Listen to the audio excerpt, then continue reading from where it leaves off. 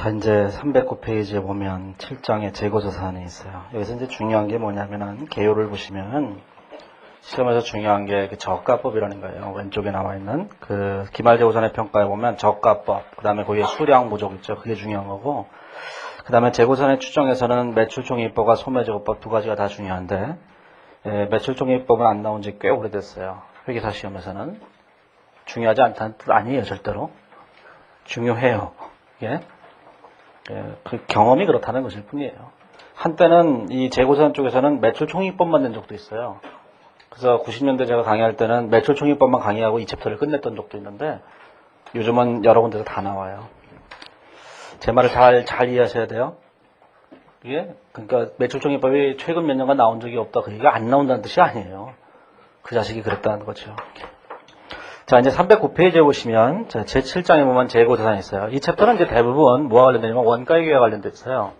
원가액과 관련돼 있는데, 이게 뭐냐면은, 이제 우리가 제조기업이라는 게 있죠, 제조기업이라는 게 있어요. 그 다음에 또 뭐가 있냐면 서비스 기업이라는 것도 있어요, 서비스 기업. 자, 서비스 기업은 이제 원재료가 없는 것, 물리적 실체가 없는 게 서비스 기업이에요. 그 다음에 이제 상품 매매 기업이라는 게 있다고. 상품 매매 기업이라는 게 있어요. 매매 기업 이렇게 됐어요. 사실 상품 매매 기업은 그렇게 많지 않아요. 상품 매매 기업은 일반적으로 우리가 알고 있는 뭐 이마트라든가 물건을 사서 물건을 파는 이마트, 하이마트, 마트자 들어가는 데 다 그런 데밖에 없는 거예요, 이게. 그래서 상품 매매 기업은 사실 별로 없고 대부분이 제조기업, 그 다음에 일부 서비스 기업 이렇게 있는 거거든요, 실질적으로. 근데 이 제조기업은 어디서 다루냐? 원가액에서 다루는 거예요, 원가액에서. 네? 서비스 기업은 어디서 다루냐? 원가액에 준하면 돼요. 그러면 이 제조기업은 재료원가, 그 다음에 노무원가, 저번에 건설계약 할 때 얘기했잖아요, 이렇게. 그 다음에 제조간접원가 이런 게 있다 그랬죠, 이렇게. 커피값 이런 게 있다 그랬어요. 그런데 서비스 기업에서 뭐라는 거냐? 재료원가가 없는 거예요. 재료원가가? 예를 들어서 제일기업에서 광고를 만드는데 저번에 기억나시죠? 임수정을 데리고 아이스호티 광고를 만들었잖아요. 벌써 잊어버렸어요? 저번 주에 만들었는데? 만들었는데 그때 임수정을 원재료로 넣는 게 아니잖아요. 임수정은 돌아가잖아요, 집으로. 그러니까 원재료는 없는 거예요, 서비스 기업들은. 네? 제가 여기서 강의하는 게 서비스잖아요. 제가 여기서 묻히나요, 땅속에? 아니니까 여기서는 노무원가하고 간접원가밖에 없는 거예요, 이렇게. 네, 상품 매매 기업은 남들이 이렇게 열심히 이렇게 이걸 만들어 놓으면 이걸 사다가 파는 거예요, 그냥. 근데 우리 재무에게서 이런 얘기까지 자꾸 하면은 뭐가 되냐면은 원가계하는 사람들이 가르칠 게 없어요. 그리고 재무에게는 한 4달 해야 되는 거죠. 그러니까 이런 분야는 다 어디에 맡기냐면 원가에게 그냥 맡기는 거예요.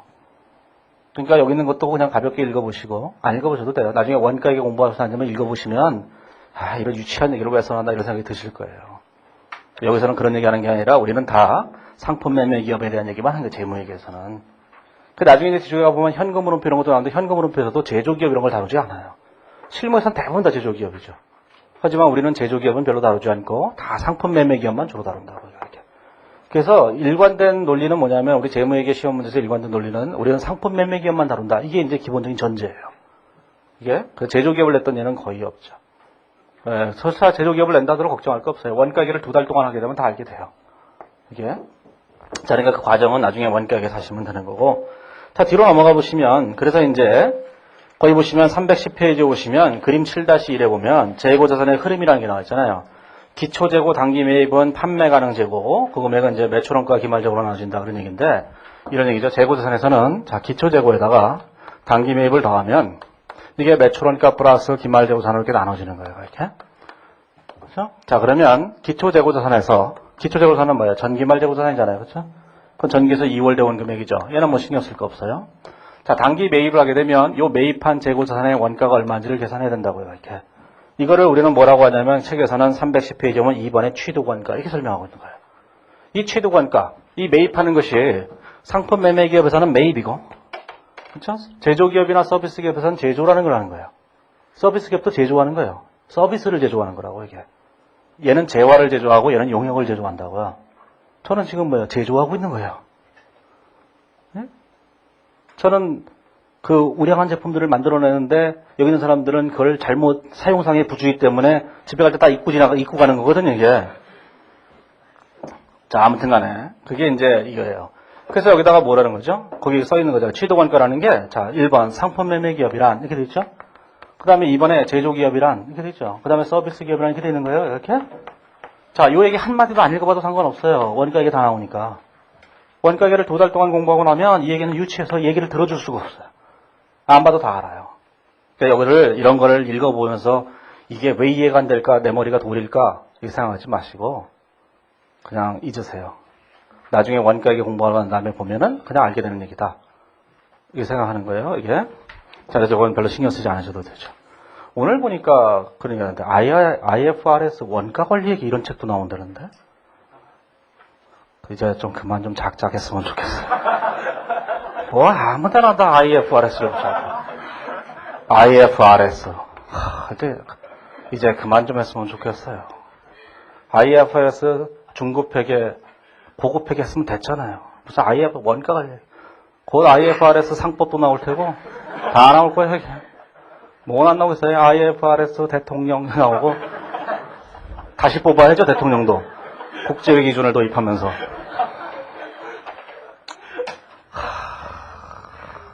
이 학원 사업이라는 게 말이죠. 이게 영리 사업이에요. 아니에요? 그걸 아니라고 생각하는 순간 우리의 관계는 무너지는 거예요. 그 관계를 잘 설정해야 되는 거예요, 관계를. 이 학원 강사하고 여기 수강생들과의 관계는 그냥 저는 영리 사업을 하는 거고, 여기서는 그 도움을 받아서 합격하는 거예요. 각자의 영리 사업을 하는 거예요. 그런 관계를 성립하고, 저는 여기 계신 분들을 합격하기 위해서 그냥 노력하면 되는 거고, 여기 있는 사람은 저 자식을 어떻게 이용해서 합격할까, 이 생각만 하면 되는 거지. 거기다 대고 관계를 새롭게 성립해서, 아, 저 사람은 스승이 될지도 몰라. 이런 말도 안 되는 얘기라고. 네? 나는 저 사람의 제자가 돼야 되겠어. 머리 깎고 들어와갖고는 저 여기서 10년 동안 있게 해주세요. 뭐 이런, 그건 다 쓸데없어. 학원이 아무리 영리 사업을 해도 정도가 있는 거예요. 네? 아무 데나 이거 붙이면은 그게 되는 게 아니라고. 그런데 수험생들은 이제 다 속아 넘어가요. 뭐 있나 봐. 주의하세요, 유사품에. 네? 이 뒤에 중급, 원가 아니죠. 중급, 고급, 회계원리도 약간 유사품이죠. 회계원리의 반은 옛날이랑 똑같은 거고, 반은 중급 회계 요약해 놓은 거 그렇잖아요, 쉬운 부분만. 원래 회계원리가 그런 거예요. 이게. 그 다음에 이제, 그 재무회계, 뭐 2차 문제집이나 이런 것들, 그걸 빼고 하고는 이걸 붙일 이유가 없는 거예요, 하나도. 그러니까 원가 회계도 그렇고, 상법도 그렇고, 세법도 그렇고, 다 필요 없어요. 이거 아무 소용이 없는 거예요. 뭐 세법도 붙인다면 붙이겠죠. 그 세법 나올 거예요, 뭐. IFRS 세법, 이렇게. 다 쓸데없는 짓이에요, 그럴 거다. 신경 쓸 필요도 없어요. 근데 수험생들이라는 사람들이 마음이 약해서, 새로운 얘기를 들으면 다 거기 홀딱홀딱 넘어가요, 이게. 좀 이제 작작들 하지, 이 자식들. 참. 만약 내가 이 바닥을 뜯은가 해야지. 구질구질해서 못 살겠네. 자, 아무튼 간에. 그래서 요거를 이제 하나씩 읽어보시면 되고 있는 거 읽어보시는데, 우리 이제 상품매매기업만 주로 할 거니까, 상품매매기업을 보시면, 310페이지에 오면은, 상품매매기업에서 매입원가란 거기 박스로 요약해놨고, 거기에 파란색 글씨로 써놨죠? 그냥 한번 읽어보시면 돼요. 그냥 가벼운 마음으로. 매입원가는 매입가격에 수입관세와 재세금, 매입은임, 하용료, 완제품, 원재료 용도의 취득 과정에서 직접 발생한 기타 원가를 가산하는 금액이다. 매입 할인 리베이트 및 이와 유사한 항목은 자감한다. 이렇게 되죠. 그 말면 끝이에요. 그러면 오른쪽에 제조기업은 원가 계책에 한 권의 책으로 나와 있어요. 한 1000페이지가량 되는 책으로 나와 있어요. 그걸 다 공부하시면 거기에 제조관저 원가 나오고 연산품 나오고 부산물 나오고 다 나온다고요. 여기서 이거를 공부하려고 노력하실 필요 없어요. 그 다음에 311페이지 재료만 매입 원가에 전환원가를 가산한다는데 다 나와요, 원가 이게. 그러니까 311페이지에 있는 거는 쫙 잊어버리세요. 안 보셔도 돼요. 어차피 원가에 사실 거니까. 공부하면 공부할수록 뭐예요? 손해만 보는 거예요. 이해도 안 되는 걸 읽어보시느라고. 312페이지만 재료의 가로 3번의 표준원가라는 거 있어요. 원가액의 책에 한 두 권의 챕터로 나와 있어요. 2챕터 정도로 있을 거예요, 아마. 몰라요, 잘. 아무튼 몇 챕터로 있어요. 그게 표준원가예요. 자, 가로 3번에 보면 용역제공기업이 있는데 그냥 별로 읽어보세요. 별 얘기 없어요. 이것도 원가액을 공부한 다음에 읽어보시면 아주 쉬운 얘기라는 거 아실 거예요. 그 다음에 가로 4번에 생물자산에서 수확한, 이거 뭐 그지 같은 생물자산. 이게 뭐예요? 한우 한 마리 이거예요. 한우가 송아지를 낳았다. 이런 얘기예요, 이게. 이게 생물자산이에요. 이거 어떡할 거냐? 뒤에 보면 유형자산 쪽인가 무형자산 쪽에 되게 뒤에다 보론에다 실어놨어요. 우리는 소고기는 다루지 않거든요, 이게. 그래서 보론에다 그냥 넣는 거예요, 이게. 국제기준 모든 것이 다 중요한 건 아니에요. 이런 것까지 다 하게 되면 끝도 없어요. 생물자산 여기까지 다 공부하다 보면 끝도 없네요. 예를 들어서 한우가 송아지 한 마리를 낳았어요. 어떻게 그렇게 처리할까요?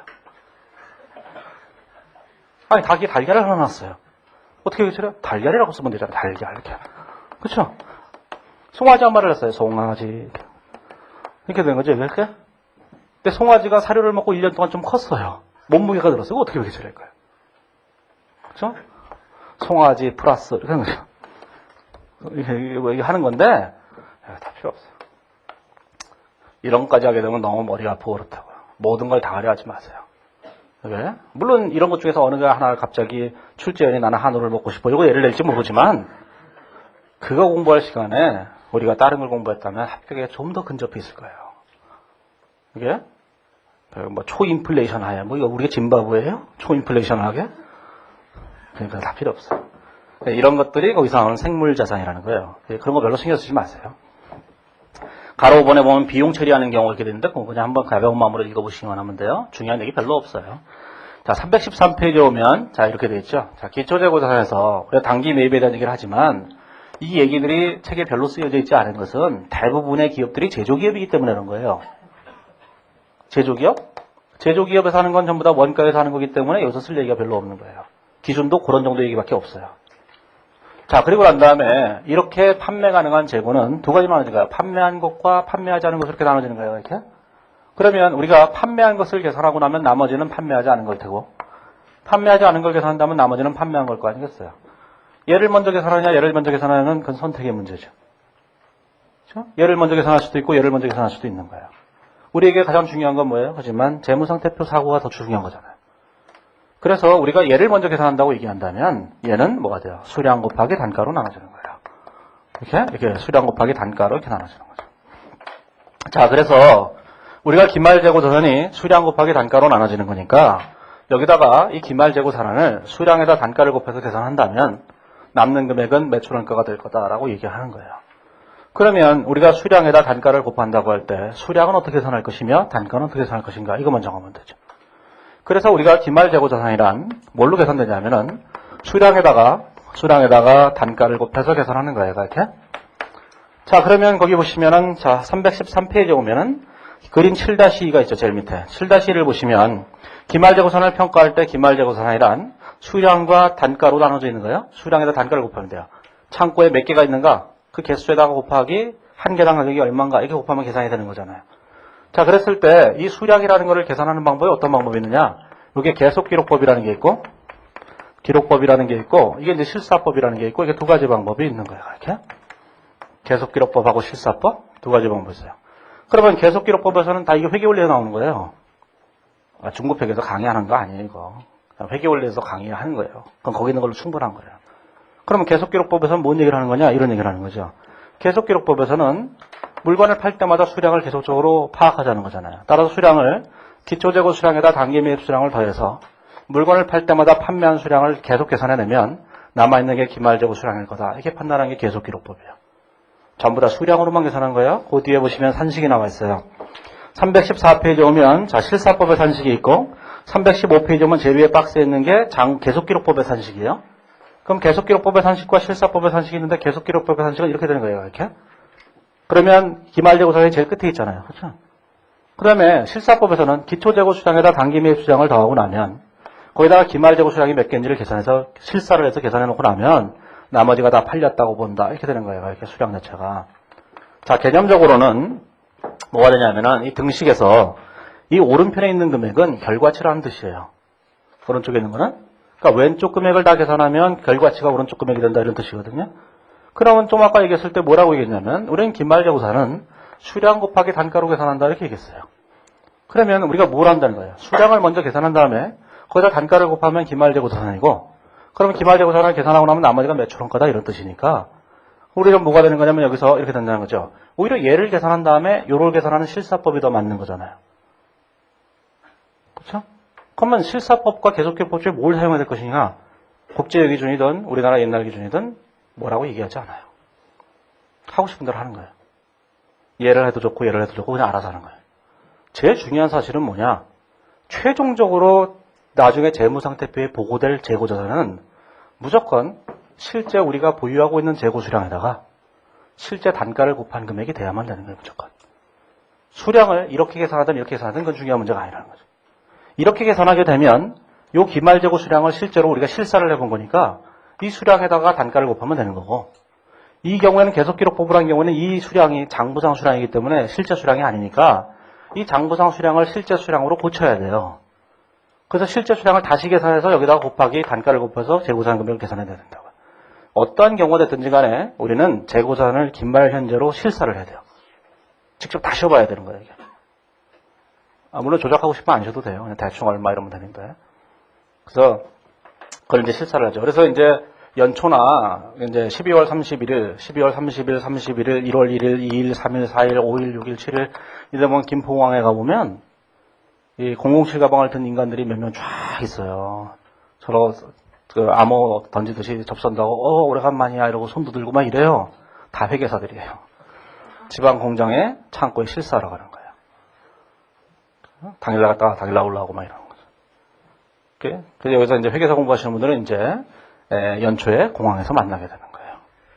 그래서 저는 연초에 공항에 안 가요. 자, 어찌됐든 간에 그런 거죠. 자, 이런 얘기들이 시험에 나오는 게 아니에요. 왜냐하면 너무 쉬운 얘기들이기 때문에. 하지만 이런 것들이 시험에 나오는데 틀리면 그게 더 창피한 거예요. 회계원리 수준 얘기니까. 그러니까 여기서 나와 있는 그 314페이지와 315페이지에 있는 얘기는 회계원리에서 나온 얘기를 그냥 정리했다. 이런 정도로 그냥 생각하시면 돼요. 그러니까 회계원리를 복습한다는 생각으로 그냥 읽어보시기만 하면 되는 거예요. 자, 뒤로 넘어가 보시면 예제 1번에 실사법과 계속기록법 회계 처리해 놓은 있는데 이런 것도 다 회계원리에 나오는 거예요. 그 신경 쓸 필요 없어요. 제가 얘기하고 싶은 건 뭐냐면 회계원리에서 이런 걸 하고 와야 된다는 거예요. 근데 이런 걸 회계원리에서 안 하고 오고는 중급회계에서 이걸 하려고 그러니 이게 뭔 얘기인지 모르잖아요. 회계원리는 이런 것들을 하고 와야 되는 거예요. 자, 오른쪽에 가보시면 자 317페이지에 보시면 자 기말재고 수량에 포함할 항목 이렇게 돼 있어요. 자, 우리는 이렇게 되는 거죠. 자, 무슨 생각을 해야 되냐면 우리는 어찌됐든 간에 기말의 수량을 계산하고 수량에다가 단가를 곱해서 기말재고 자산 금액을 계산하는 거예요. 그러면 이 수량에는 어떤 것들이 수량에 포함해야 될 것인가라는 거죠. 자, 수량에 포함하는 것들이 어떤 것들이 있는가를 이제 생각을 해보셔야 돼요. 자, 그럴 때 거기 보시면 가로 1번에 미착상품, 가로 2번에 적성품, 가로 3번에 저당상품, 가로 4번에 반품률이 높은 재고자산, 가로 5번에 할부 판매상품 이런 것들 있죠. 자, 여기서 우리가 꼭 생각하셔야 될 거는 이런 것들이에요. 자, 무슨 생각을 하셔야 되냐면은 자, 수량이 있다고 할 때 우리 창고에 보관되어 있는 것만 우리 재고는 아니에요. 자, 우리가 이제 A라는 회사가 있다면 A라는 회사에 창고가 있죠. 이 창고에 재고자산이 이만큼 있다고 할 때 이 금액이 다 우리 재고자산이냐 하면 그런 것도 아니고 재고자산이란 우리 창고에 꼭 보관되어 있을 필요도 없고 다른 회사 창고에 보관되어 있을 수도 있고 아니면 우리 창고에 있는 것도 다른 회사 거에 있을 수도 있어요. 따라서 우리는 창고에 보관되어 있는 것만 우리 재고자산이 아니고 이 중에서 일부는 우리 재고자산이 아닌 것도 있고 옆에 있는 회사에서 우리 창고가 부족하니까 좀 빌려달라 해서 요만큼은 빌려줬을 수도 있는 거고 그 다음에 우리 재고자산인데 딴 데 보관되어 있는 것도 있을 거예요. 그럼 도대체 어떤 것들을 창고에 있는 재고자산을 제외한 어떤 것들을 우리 재고에 포함시켜야 될 것인가 그걸 정하는 거예요. 여기서 이걸 정할 때 하나씩 공부하면 또 미치는 거죠. 그래서 수익의 인식을 먼저 공부한 거예요. 그러면 이런 공부 하나도 할 필요 없어요. 자, 이런 생각을 해보세요. 우리는 기초재고에다가 단기 매입을 더하면 매출원가 플러스 기말재고자산이 되는 거예요. 이렇게. 그러면 판매 가능한 재고는 판매된 것과 판매되지 않은 것으로 나눠져요. 그러면 판매되지 않은 우리 재고가 되기 위해서는 반드시 뭐가 필요하냐면 매출원가로 기록되지 않았어야만 되는 거예요. 그럼 매출원가는 언제 기록되느냐? 매출원가는 매출을 인식해야지만 수익비용 대응의 원칙에 따라서 매출원가를 계산하는 거잖아요. 자, 그러면 이런 결론에 도달할 수 있죠. 자, 수익을 인식했다면 그것은 우리 재고가 아니다. 이렇게 돼버리는 거예요.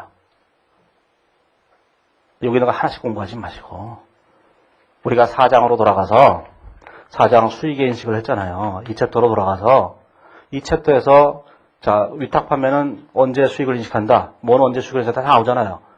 그때 수익을 우리가 인식했다면 그건 우리 재고가 아니라는 거예요. 그때 수익을 인식하지 않았다면 걔는 우리 재고라는 거죠. 그것만 결정하면 되는 거예요. 그래서 거기 파란색 글씨로 317페이지에 보면 거기 제일 위에 두 번째 문단에 파란색 글씨로 해당 항목에 대한 수익이 인식되었다면 기말재고 수량에서 제외하고 수익이 인식되지 않았다면 기말재고 수량에 포함하는 것이다. 이렇게 되죠. 그러니까 이걸 꼭 기억하셔야 돼요. 수익을 인식했나 인식하지 않았나. 그러면 예를 들어서 우리가 사장에서 사장 수익 인식을 안 했다고 생각해 보세요. 이게 대부분의 책들은 이게 저 뒤에가 있다고요. 자본 다 끝나고 인생이 끝나가는 그 무렵에 나중에 현금 물음표를 할 때 현금이 회수되기 시작할 때 그때 나와요. 이게 수익 인식이. 그러면 뭘 해야 됐어요. 여기서 이 챕터를 아무리 공부해도 이게 무슨 얘기인지 모른다고요. 수익 인식을 공부 안 했기 때문에. 그럼 뭘 해야 돼요? 이것도 하나씩 하나씩 해요. 이게 수익 또 얘기를 또 해야 되는 거예요. 이게. 그래서 수익이 제일 앞에 나와야 되는 거예요. 여기 계신 분들은 잘 모르시겠지만 이 책에 있는 순서가 가장 적합한 순서예요. 아주 절묘한 순서로 돼 있어요. 뭐 안 믿어도 좋아요. 뭐 그걸 믿게 하기 위해서 뭘 하는 건 아니니까.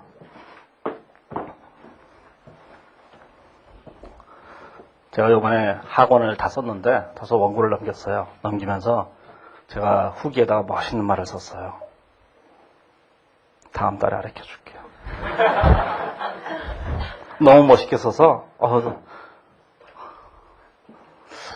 이게 때려치고 그런 거 할까 봐요. 후기 써주는 전문업, 후기 대행업 이런 거 있잖아요. 아니 저도 팬클럽 있어요. 영턱스 클럽이라고. 네? 모르는군요. 이게. 몰라요? 영턱스라는 노래도 있어요. 영턱스라는 노래가 있거든요. 그 로드 스튜어트라고 하는 재수없는 애가 부른 거 있어요. 스튜어트. 이게 있어요. 허스키한 목소리의 영국 출신의 가수가 있어요. 로드 스튜어트라고. 영턱스라는 노래가 있어요. 영턱스가 젊은 녀석들 이런 뜻이에요. 대충. 네? 젊은 칠면조들 이런 뜻이 아니고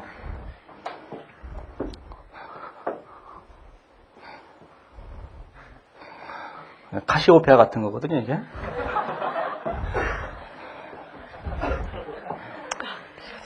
카시오페아는 얼어 죽을. F4도 아니면서 가지고 들었어요. 자, 그래서 수익이 인식됐다면 기말재고 수량에 제외되고 꼭 기억하셔야 되는 거예요. 그거를 일단 그러면 가로 1번의 미착 상품을 제외한 나머지를 먼저 생각하세요. 미착 상품 좀 나중에 생각하고 적성품, 저당 상품, 그 다음에 반품률이 높은 재고자산, 할부 판매 상품, 그걸 생각해 보세요. 표 7-1에 요약이 되어 있죠? 표 7-1을 보시면서 이렇게 보세요. 자, 적성품 있어요. 적성품 하나씩 써보세요. 여기다가 그 다음에 자 저당 상품 있죠. 저당 상품 있어요. 그 다음에 뭐가 있죠? 자, 반품 조건부 판매가 있는 거예요. 반품권이 부여된. 그 다음에 할부 판매 상품이 있죠. 자, 할부 판매 상품은 언제 수익을 인식하는 거죠? 인도하는 시점에 수익을 인식하죠. 판매할 때. 다만 장기성 할부 판매인 경우는 현재가치 평가하는 거잖아요. 그러면 할부 판매 상품은 판매 시점에 이미 수익을 인식한 거예요. 우리 재고가 아니다. 그런 얘기죠. 이해하시겠죠? 우리 재고 아닌 거예요. 수익을 인식하면. 자, 반품 조건 판매는 두 가지가 있죠. 반품을 예상할 수 있는 경우와 자, 예상할 수 없는 경우가 있다 그랬잖아요. 반품을 예상할 수 있다면 뭘로 인식하죠? 수익을 인식하죠. 인식하는 거예요. 반품 예상액은 부채로 계산하는 거예요. 수익에서 마이너스 하는 게 아니라 혹시 옛날 걸 공부하셨다면 옛날에는 반품 예상액을 빼라고 되어 있다고요. 국제기준은 반품 예상을 빼는 것이 아니라 반품 예상은 부채로 계산하는 거예요. 어떻게 계산할 거냐? 그런 얘기는 없어요. 어떻게 계산할 건 얘기는 없어요. 그건 알아서 하는 거예요, 이게. 그러니까 자, 수익을 인식했죠. 그럼 뭐예요? 우리 재고가 아니죠. 자, 반품 예상할 때는 수익을 인식할 수 없는 거잖아요. 우리 재고죠. 그렇죠? 그러니까 이걸 공부하지 말라니까. 이걸 공부하지 말고 이걸 공부하니까 수익을 인식했나 안 했나 이걸 공부하라니까요. 그건 사장에서 난 거잖아요. 저당 상품은 뭐예요? 물건을 팔고 담보로 제공한 거예요. 저당 상품이 담보 제공한 거다. 돈 빌리면서. 그러면 돈 빌려서 담보로 제공한 건 수익으로 인식할 수 없잖아요. 그러니까 우리 재고죠. 그렇죠? 그 다음에 적성품 있어요. 이거 위탁 판매라고요. 위탁 판매로 물건을 송부한 걸 적성품이라고 하는데 수탁자가 물건을 팔았으면 수익을 인식하고 물건을 팔지 않았으면 수익을 인식하지 않는 거니까 수탁자가 보유하고 있는 자산은 매출로 인식하면 안 되니까 우리 재고다 이렇게 되는 거예요. 이해하시겠죠? 자, 그러면 이거는 사장에서 한 거니까 더 이상 할 얘기가 없어요. 그러면 이제 남아있는 건 뭐가 있겠어요? 남아있는 게 317페이지에 있는 가로 1번에는 미착 상품이죠. 자, 이 미착 상품이라는 게 뭔가? 미착 상품이라는 게 있어요. 자, 이 미착 상품이라고 하는 것은 뭐냐면은 태평양을 건너오고 있는 물건들을 말하는 거예요. 자, 우리나라가 이렇게 돼 있어요. 우리나라가 이렇게 우리나라가 여기 부산이 있죠. 부산이 있어요. 이렇게. 자, 여기 보면은 이게 이제 캘리포니아가 있고 이렇게 돼 있어요. 멕시코가 있고. 정확히 그릴 필요는 없는데 왠지 정확히 그리고 싶다는 이런 이게 되는 거죠. 여기 밴쿠버 섬이 있고 5대5가 이렇게 돼 있어요. 이게 있어요. 이게 캐나다 이게 돼 있잖아요. 이게. 네? 캘리포니아 반도 멕시코가 이렇게 돼 있어서 캘리포니아 반도는 멕시코에 있어요. 또 철없는 사람들 캘리포니아 반도가 어디 있어요? 그러면 캘리포니아예요. 물론 거기 있죠. 그게 멕시코에 있는 거예요. 제가 지도 보는 게 취미라서 아무튼 간에 이렇게 있는데 뭐 별 얘기 아니고 여기가 이제 로스앤젤레스가 LA가 있잖아요. LA가 네? 샌프란시스코 시애틀 이렇게 쭉 있거든요. 이렇게. 그러면 여기서가 이게 배를 타고 얘가 와요. 수출할 수도 있고 수입할 수도 있고. 그러면 수출하거나 수입하거나 할 때 태평양을 건너오고 있는 물건들이 있다고 건너가든지 건너오든지 모르겠지만 있어요. 그렇죠? 얘가 있는데 얘가 누구 거냐 그 얘기예요. 그게 밀착상품이에요. 그러면 태평양을 건너올 때 이 태평양을 건너오거나 건너가는 물건들이 가끔씩 태풍을 만나서 사라지기도 하고 가끔은 잭을 만나기도 하죠. 여기서 또 잭이 누굴까 이게 궁금해요. 있어요. 잭이라고 잘 모르시겠지만 잭이라고 있어요. 말 많은 애 있어요. 아유 말이 너무 많아서 짜증나 죽겠어. 잭 스페로우라고 있어요. 저는 영화를 보면서 그런 생각을 했어요. 왜 이 애 이름이 스페로우일까? 왜 잭 스페로우일까? 잭은 우리나라의 철수 같은 거거든요. 영국 이름으로 존, 잭 이러면 철수 뭐 이런 거예요. 철수예요. 가장 평범한. 스페로가 뭐예요? 참새거든요. 영화를 보세요. 걔가 참새처럼 무지나 떠들어요. 그거 갖다 치고 그냥 뭐 근데 잭을 만나기도 하고 잭을 만나면 얘가 잭이 가져가죠. 이게. 그러면 이 상품이 누군가 손해를 봐야 될 거 아니겠어요. 그러면 이 태평양을 건너오고 있거나 건너가고 있는 물건이 누구 것인지를 명확히 해줘야 돼요. 무역에서는. 그래서 운송 조건이 있는 거예요. 무역 조건이. 그 무역 조건에 우리는 일반적으로 두 가지가 있는 거예요. FOB 선적 진도 조건. FOB 도착 진도 조건인 거예요. 도착 진도 조건인 거예요. 이렇게 두 가지가 있는 거예요. 시험에. 물론 무역 조건이 이거보다 훨씬 더 많은 조건이 있지만 시험에 나오는 건 이게 딱 두 가지예요. 자, 두 가지가 있는데 이 두 가지 중에서 FOB 선적 진도 조건이란 FOB가 뭐냐면은 프리 온보드라는 뜻인데 영어로 오늘 영어를 너무 많이 얘기하네. 스펠링도 기억이 안 나는데 겨우겨우. 프리 온보드. 이게 뭐냐면 보드가 배예요. 배. 뭐 토익강의 같잖아요. 배 위에서 자유를 얻은 거예요. 자유를. 배에서 자유를 얻은 거예요. 뭘 자유를 얻었어요? 이전에 소유자가 있었는데 이전에 소유자가 배를 딱 태우면서 너 자유 왜 안 이렇게 준 거예요? 얘는 좋은 줄 알았어요. 새로운 속박이 시작된 줄 모르고. 그래서 어디서 하냐? 선적 진도 조건은 여기서 태평양에서 이게 LA에서 싣고 우리나라로 올 때 LA 항구색이 싣는 선적하는 순간에 그때 자유를 얻었다 그런 얘기예요. 그러면 FOB 선적 진도 조건은 선적하는 시점에서 인도를 해주는 거고 그때 매출로 인식하는 거예요. 여기서 도착 진도 조건은 이게 부산항에 도착하는 그 배 위에서 자유를 얻는 거예요. 이해하시겠죠? 그러면 매출 언제 인식하게 되겠어요? 선적 진도 조건에서는 여기서 물건을 싣는 시점에서 수익을 인식하는 거예요. 이 회사가? 그러면 누구 재고예요? 사는 사람 재고죠.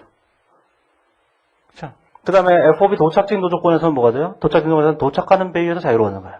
태평양을 건너오고 있는 물건이 지금 누구 재고예요? 도착할 때까지 우리 재고가 아닌 거니까 누구예요? 매출로 인식하면 안 되는 거죠? 그럼 매입으로도 인식하면 안 되는 거죠. 그렇죠? 그걸 구분하시면 하면 되는 거예요.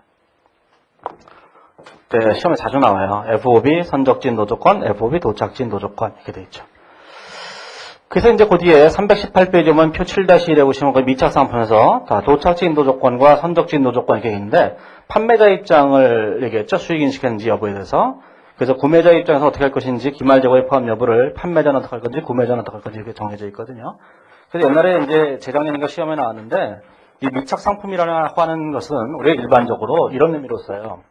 사실은 이제 거기는 표가 잘못된 건 아닌데 이 밀착상품이라는 의미를 밀착상품은 우리가 일반적으로 실무에서는 계정 과목의 명칭으로 사용하거든요.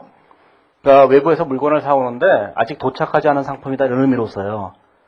그래서 일반적으로는 그 실제 시험도 그랬는데 시험에서는 별다른 얘기도 없었는데 이렇게 생각하시면 미착 상품은 우리가 구입하고 있는 중이다 이렇게 생각하시는 게 좋아요.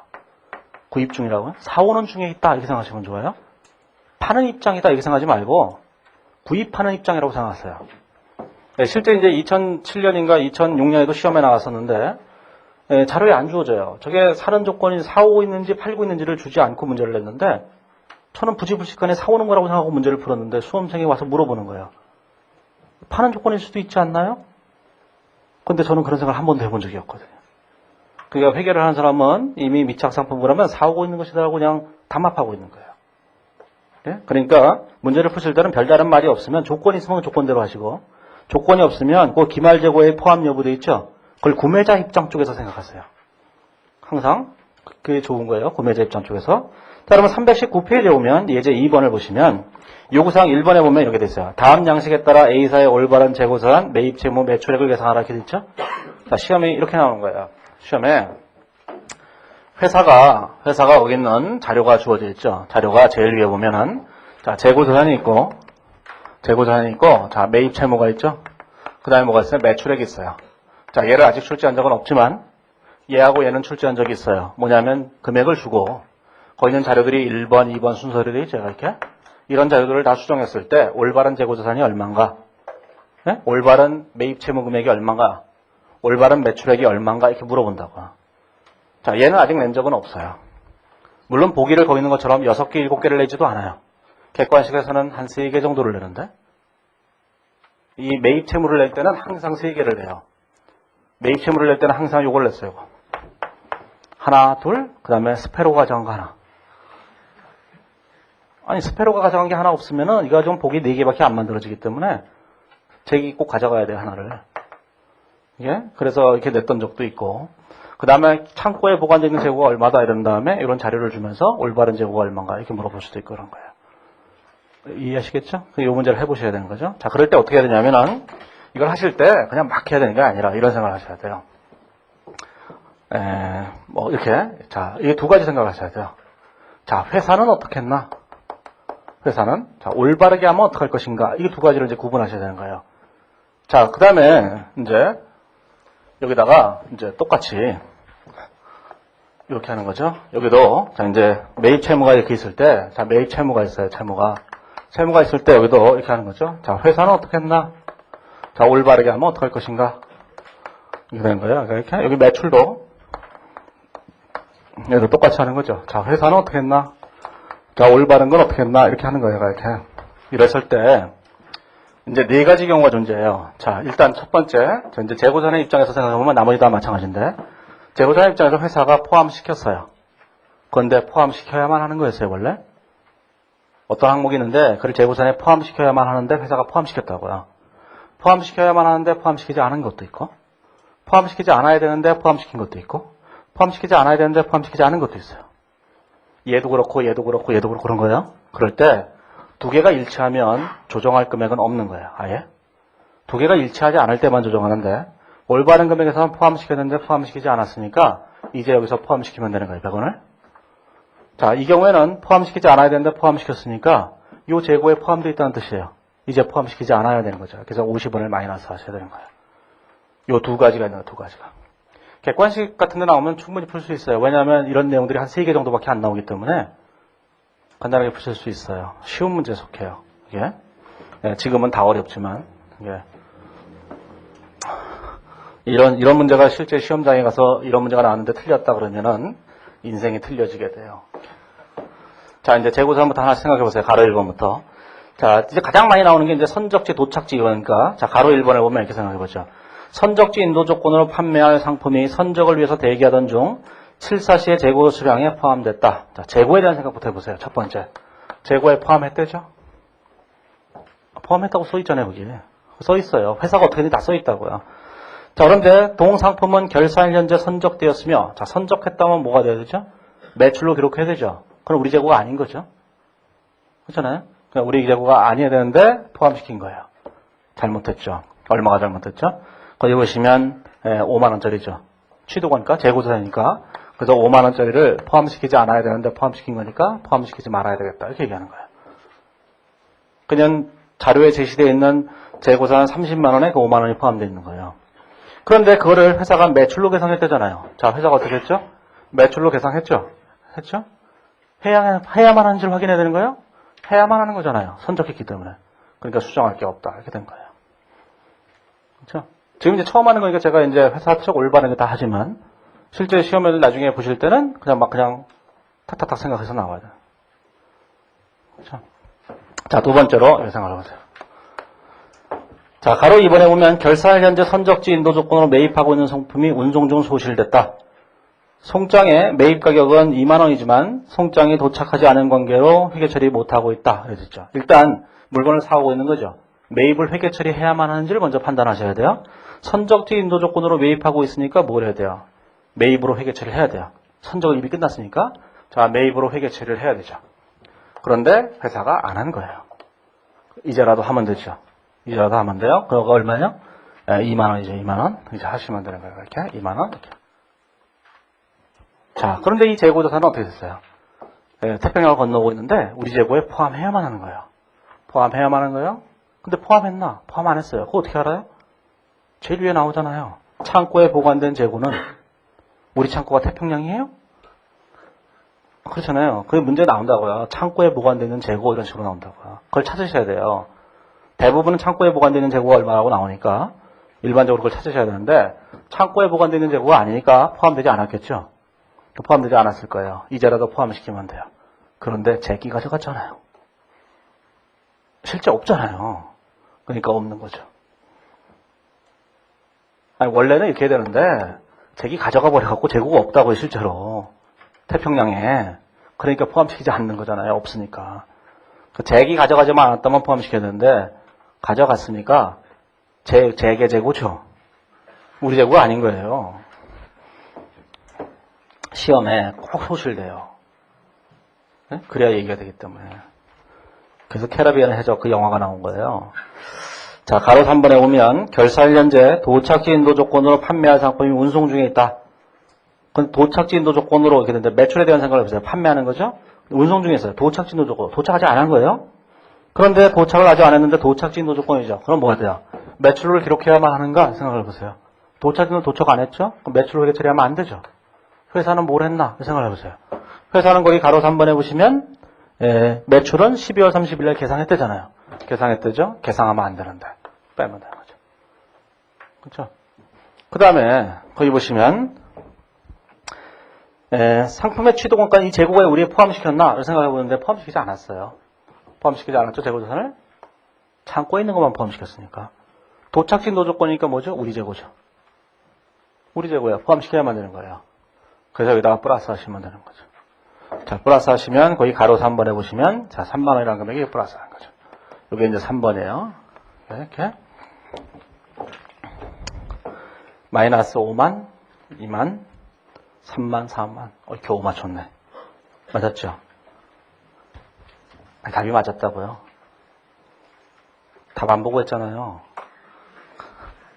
이게 안 믿는 분이네. 다 안 보고 했잖아요. 아니, 안 넘겼잖아요. 지금 넘겼잖아요. 아시겠죠? 이렇게 하나씩 해보시면 돼요. 이제 1, 2, 3번이 제일 중요한 거고 4번, 5번, 6번은 좀 덜 중요한 건데 그래도 한번 해보실 필요는 있어요. 항상 이렇게 한다는 걸 기억하셔야 돼요. 회사 측 올바른 회사 측 올바른 기억하고 그걸 확인하시면 돼요. 처음에는 이거 되게 헷갈려요. FOB 선적지 노조건, 도착지 노조건, 사느냐 파느냐 다 따져야 되기 때문에. 자, 321페이지에 오면 자, 3번에 취득 단가를 이제 설정해야 되죠.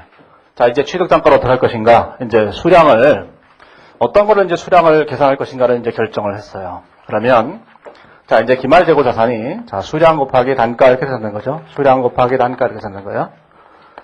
자, 이제 수량 곱하기 단가라고 했는데 자, 수량은 우리가 계산했잖아요, 지금. 그렇죠? 계산한 거예요? 했어요. 자, 이제 단가가 이제 단가. 단가를 어떻게 할 것인가? 자, 단가를 설정할 때 제일 좋은 방법은 개별법이에요. 하나씩 다 추적하는 거예요, 개별법. 1번, 제일 좋은 게 뭐예요? 개별법이에요, 개별법. 개별법이에요. 자, 개별법은 1대1 대응을 시켜가는 거예요. 자, 그런데 개별법을 우리가 건전지를 만드는데 개별법을 사용한다. 미치겠는 거죠. 아무리 걔가 100만 43번 이렇게 운동을 하더라도 할 수 없는 거잖아요. 못을 생산해요, 이놈의. 못이에요. 조그만 못이에요. 요만한 못이에요. 예? 옛날에 이제 이수학이라는 데를 감사하러 갔는데, 그 재고 실사를 해야 되는 거예요. 재고 실사하는데 수량이 많은 걸 하고 싶잖아요. 근데 그 수량이 뭔지 몰라요. 부품명이 T1, T2 이렇게 돼 있거든요. 이게 뭔지 몰라요.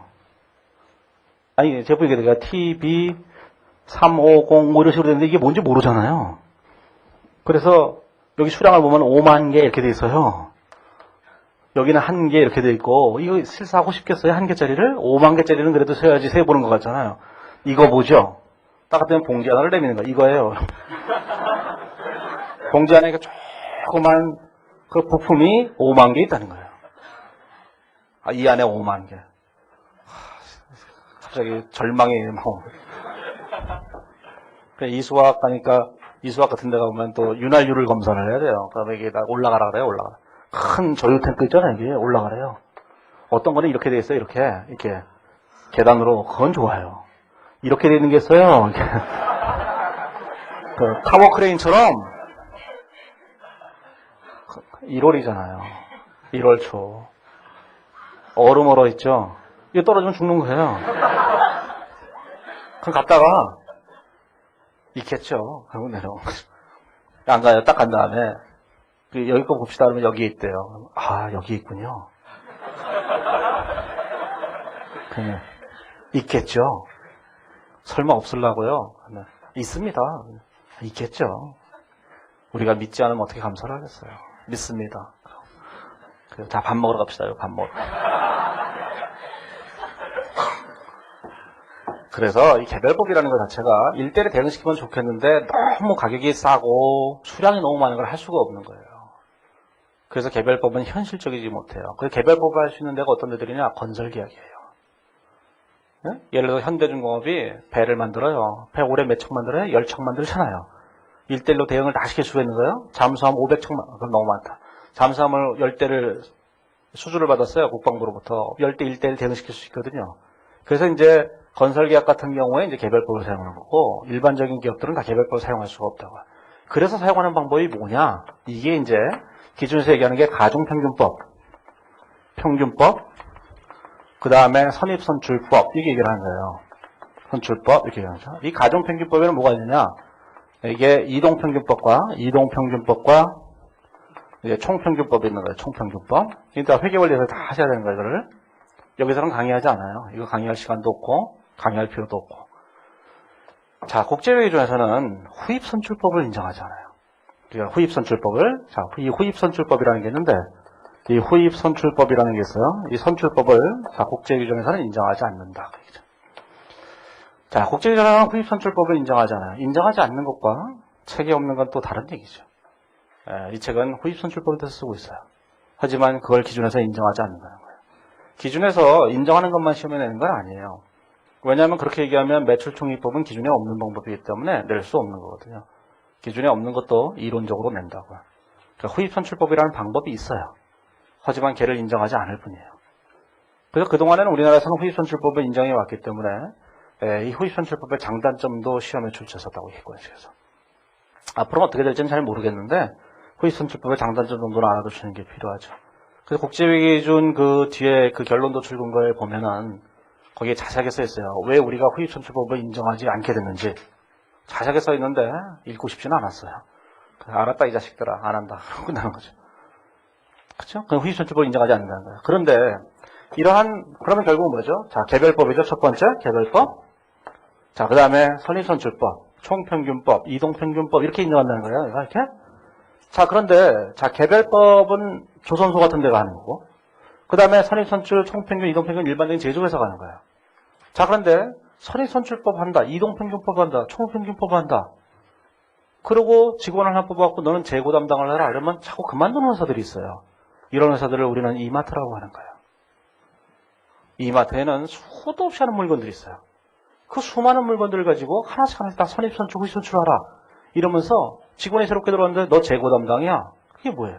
그만둬. 이 얘기잖아. 너무 물건의 종류가 많아서. 월마트예요.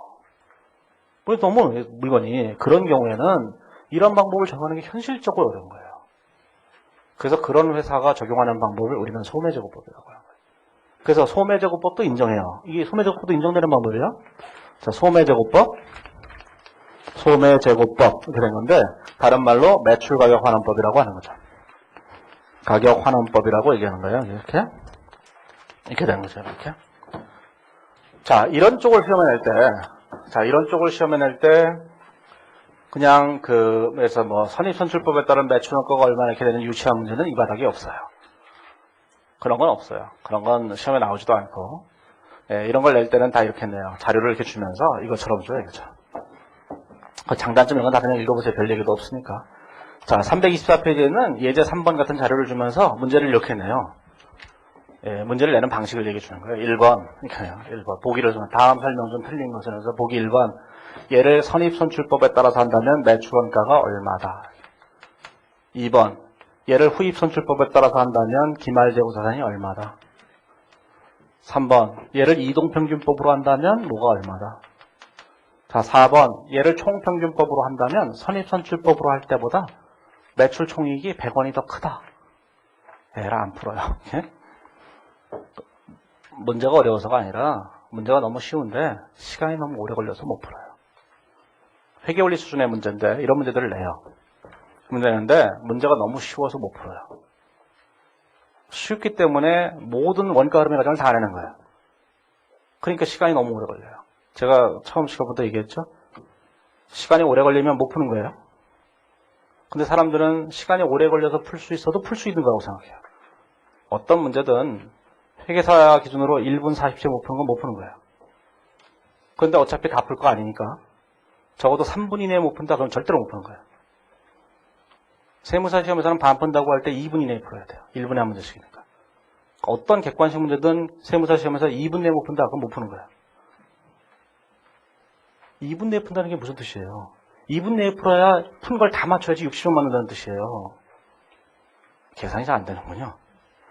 1분에 한 문제씩인데 2분에 한 문제를 풀면은 딱 20개 풀 거 아니겠어요? 세무사 시험에서. 그렇죠? 이걸 다 맞춘다고 가정하면 50점이에요. 근데 왜 60점이냐? 나머지 20개를 찍으면 여기서 10점을 맞아요. 통계학적으로. 이거 10점 못 맞으면 그건 신이 버린 거고 이게 60점이에요.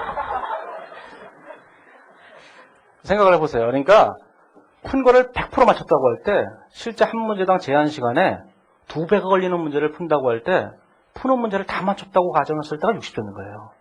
확률적으로. 이해하시겠죠? 그러니까 그게 넘어가면 무슨 뜻이에요? 시험에 떨어졌다는 뜻이에요. 그거 풀면. 내가 왜 이런 얘기를 하는지 모르겠네. 내 인생도 아닌데. 아시겠죠? 그러니까 이런 문제가 풀 수 있느냐 없느냐는 항상 시간의 문제다라는 생각을 하셔야 돼요. 지금부터 이제 희로뽕을 조금씩 하면서 주입하는 거예요. 이게. 안 그러면 나중에 사람들은 행복해 죽으려고 그래요. 시간이 3시간 걸린 줄은 모르고 야 나 이거 이 문제 풀어서 행복해요. 잘났다 이 자식들아 그거 풀어갖고. 그게 다 필요 없는 거예요. 자, 그 다음에 이제 소매제고법이 있는 거예요. 자, 이제 소매제고법도 시험에 자주 나오는 거죠. 이건 이제 나중에 얘기할 거고. 아마 오늘 못하게 될 가능성이 너무 높은 거잖아요. 소매제고법. 자, 이제 이런 생각을 해보세요. 이제 무슨 얘기를 해야 되냐면은, 우리가, 그 뒤에 가보시면은, 자, 이제 어떻게 되냐면은, 거기 그 323페이지에 잠깐 보시면, 거기 후입선출법에다가 아주 파란색 글씨로 딱 해놨죠? 재고자산에서는 후입선출법을 사용할 수 없다. 되어 있는 거예요. 그냥 사용할 수 없다는 것만 아시면 돼요, 그냥. 자, 그런데 이제 327페이지 오면 재고자산 평가 방법을 비교하는데, 거기 이제 비교해 놓은 게 있어요. 그런데 뒤로 가보시면, 328페이지는 표 7-2가 있어요. 표 7-2를 보시면 원가 흐름의 가정간의 크기를 비교해놨다고. 자, 원가 흐름의 가정간의 크기를 비교하는 거는 선입선출, 이동평균, 총평균, 후입선출법을 비교하는 거예요. 자, 그러면 여기서는 뭐가 있냐면은 물가가 지속적으로 상승하고 재고 수량이 증가해야 돼요. 이렇게 돼야 돼요. 기초 수량과 기말 수량을 비교했을 때 기말 수량이 더 커야만 돼요. 자, 이런 거를 전제했을 때 물가가 지속적으로 상승한다는 얘기는 무슨 뜻이냐면 물가가 막 올라가다가 뚝 떨어졌다 올라가면 안 된다는 거예요. 계속 올라가기만 해야 된다는 거예요. 끝없이. 그러니까 물가가 재고산을 사오는데 그 재고산의 가격이 사오는 가격이 계속 올라가기만 해야 돼요. 올라가다가 뚝 떨어졌다 올라가고 이러면 안 되는 거죠, 절대로. 굉장히 엄격한 기준이에요, 이게. 자, 이런 전제 조건을 충족시킨다고 할 때, 이 원가 흐름의 가정 간의 크기를 비교하는 거예요. 그래서 거기 5개가 있죠, 5개가. 5개가 있는데, 거기 재고자산이 있어요. 그 다음에 또 뭐가 있죠? 자, 매출 원가가 있어요.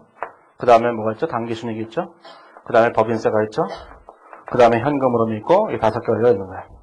1998년도 회계사 시험에서는 이거를 시험 문제로 내면서 1번, 2번, 3번 이렇게 시험 문제를 냈다. 보기로. 그리고 여기 5개요. 보기가 이렇게. 자, 그래 놓고 뭘 했냐면은, 자, 선입선출법과, 자, 이제 후입선출법을 이렇게 비교한 거예요. 자, 그러면 평균법은 항상 가운데 있어야 되는 거죠. 이 평균법이 가운데 없어도 막 찍는 사람들이 있어요. 평균법은 가운데 있는 거예요. 그래서 평균인 거예요. 이제 평균법은 가운데 있는 거예요, 가운데. 자, 그러면 이렇게 생각하시면 되죠. 무엇이 됐든지 간에, 자, 물가 지속적으로 상승하니까 1원짜리 재고가 있고, 이거 그냥 증명하면 돼요. 숫자를 가지고. 또 하나는 1억 원짜리 재고가 있어요. 자, 그런데 지금 2개가 재고가 있는데 그 중에 하나가 팔린 거예요.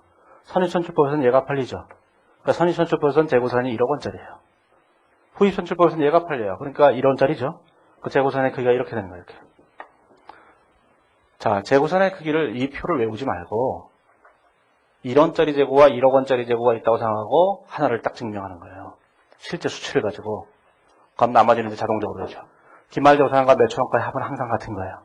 그러니까 이렇게 되겠죠. 매출원가가 작으면 당기순이익이 클 거예요. 당기순이익이 크면 세무서에서 와요. 세금 내라고. 세금을 내면 돈 나가요. 이렇게. 그 현금 흐름이 나빠지는 거예요. 그렇죠? 자, 그러면 첫 해 하나만 하면 나머지는 쭉 되는 거예요.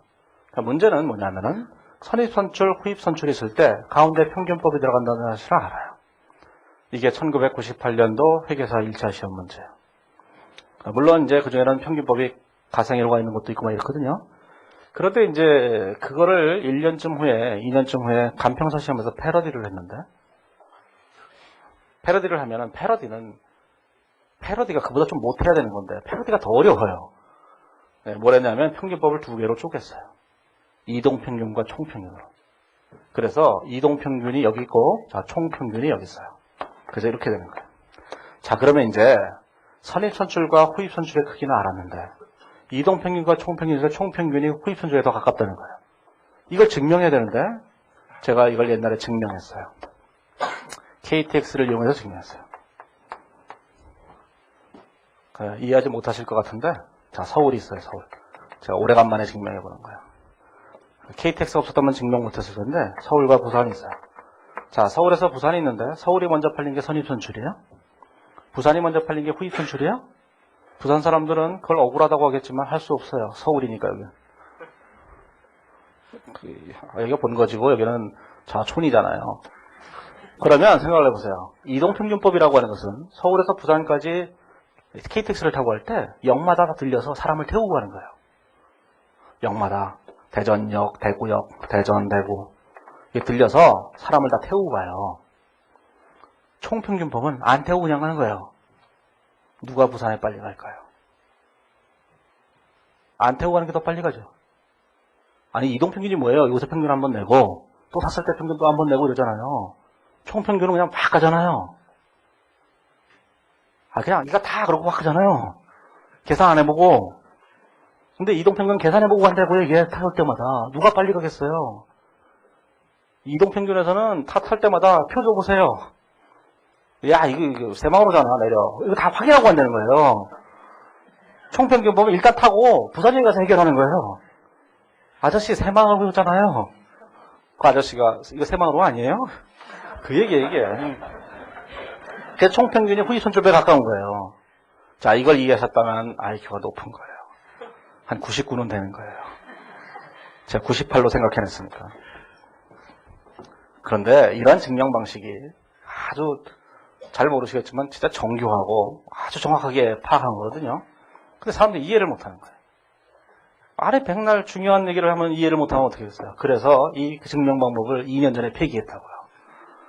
2년 전에 폐기했어요. 2년 전에 폐기하면서 제가 세종대왕께 빌었어요. 세종대왕에게 어느 날 갑자기 텔레비전을 보니까 세종께서 나타나신 거예요. 대왕 세종.